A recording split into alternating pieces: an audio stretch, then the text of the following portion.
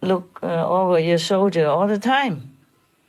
And after you die, there will be a big temple from the tax-free money, and then they will live in luxury and have all the respect and worship from the followers, and make the followers even forget God.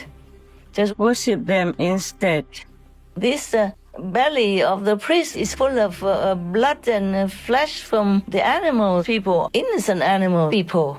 Their bodies are a shower with dirty things that come out of them upon the abused innocent children even.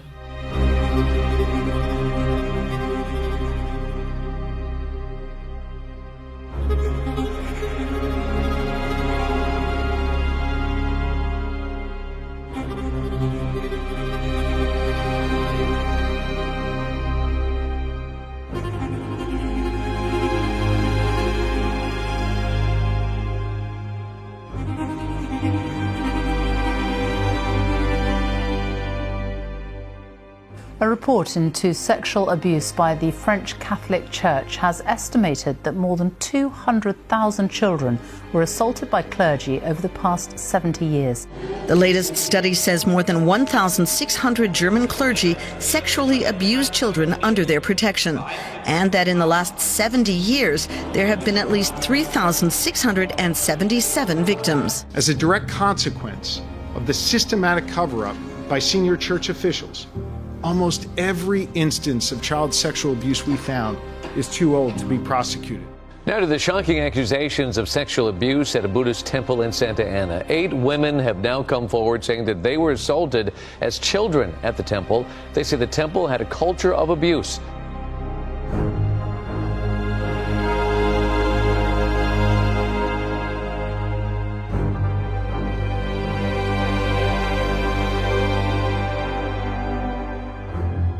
Etc. Oh my God. It's really hell. They make religion become hell.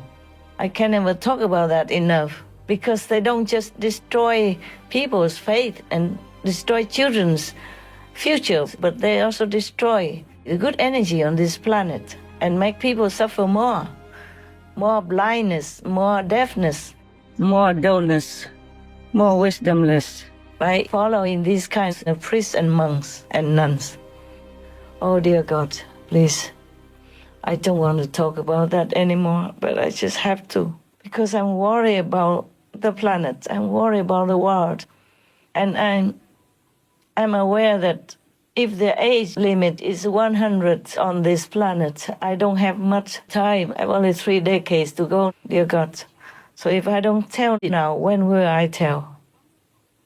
It's not good always being polite and sweet talking. You know, you have to really speak out the truth, even though the truth is so ugly, so brutal. But we have to clean that up. So even if the cancer belongs to your body, you have to cut it off in order to live on and to do more good things with your life. You have to survive. So this world has to survive. If we cut out all those cancers of religious leeches, religious virus, religious bacteria, harmful bacteria and viruses, they're worse than COVID-19. COVID-19 may be treated, maybe one day it's gone, but this religious virus will stay there. It seems like forever if we don't treat it. If we don't treat these viruses, they will be contaminating others. And then what kind of society will we have? Money is just poured into churches or temples, building them for this kind of virus to stay, to live, to be well fed and well taken care of and well worshipped even. And they will make the faithful forget God, forget Lord Jesus, forget Buddha. Just worship them and feed them, donate everything to them. They even tell them to sell their houses, go live in huts elsewhere, and give the money from selling the houses to the monks.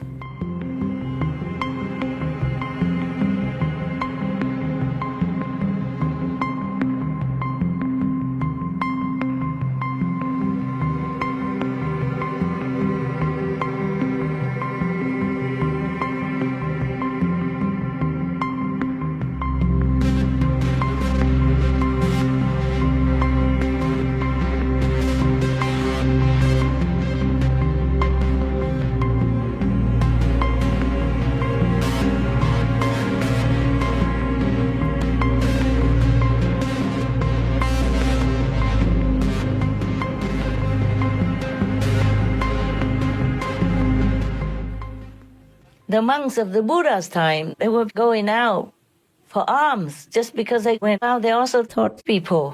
In those times, we didn't have internet, we didn't have telephones, we didn't have cars, we didn't have many facilities to spread the Buddha's true Dharma.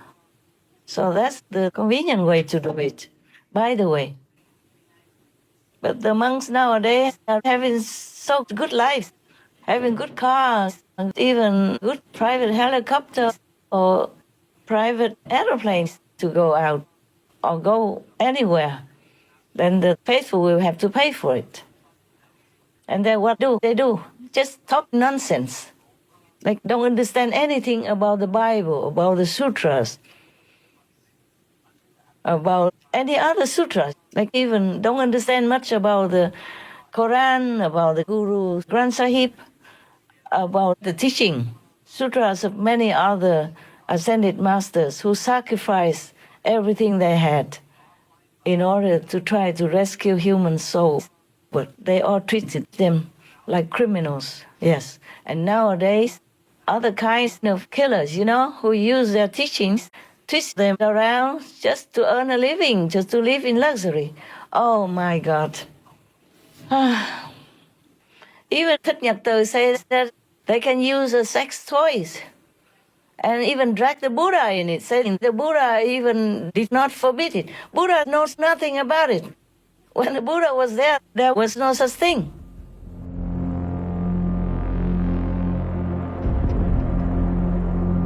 Trong nhân quả, nếu các bạn sử dụng các dụng cụ để hỗ trợ cho cái thỏa mãn tính dục của mình, cũng không có tội gì hết. Đức Phật cũng không sẽ nói là cái tội. What kind of monk shamelessly uses his mouth to eat people's food and donations and talks like that? Huh? He has nothing better to do than talk about sex and money. You can see what kind of monks they are, huh? All they worry about is just money and food and big temples and dragging more and more Buddhist believers into their group so to feel like an important monk. Talking nonsense like that, huh? Even brings the Buddha into the sex toy stuff. Shameless. Talking like evil. Okay. Now you all know already. Actually, it's all over on the internet. I don't even have to tell you, but I'm worried that some of you don't know. I have to tell you. Because if you follow this kind, like Trần Tâm, Ruma himself, or like Thích Nhật Từ, or whoever else, I forgot all their names, I don't want to remember even, then you will go to hell. Truly, you will go to hell. Because they make you forget the Buddha, forget the teachings of the Buddha, of the world-honored one, of the enlightened, worshipped high being like the Buddha, like Jesus Christ. If you follow these priests, if you follow what Pope Francis says, you will go to hell. I'm telling you this. It is not good for me. But I have to. If I cannot enlighten you, if I cannot explain the truth, the reality to you, what would I do with my life then? I don't have a lot of years left. You think 30-something years is a lot of time? No. I just blink my eyes, look back, and now I've been preaching for 40-some years already. And it feels like just yesterday. So I look into another 30-some years, it would be just like another, a blink of an eye. So please, all of my so-called followers, God's disciples, please remind yourselves every day that time doesn't wait for anyone. Do something with your life. Be more concentrated on God, on heavens.